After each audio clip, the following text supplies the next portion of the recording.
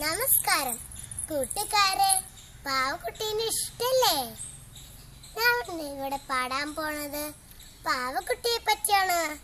പാവക്കുട്ടിക്കൊരുമ, പാവാടക്കുട്ടിക്കൊരുമ, ആരോരം താരോരം പാടിയിറക്കാൻ ഞാൻ, ആരോരം താരോരം പാടിയിറക്കാൻ ഞാൻ.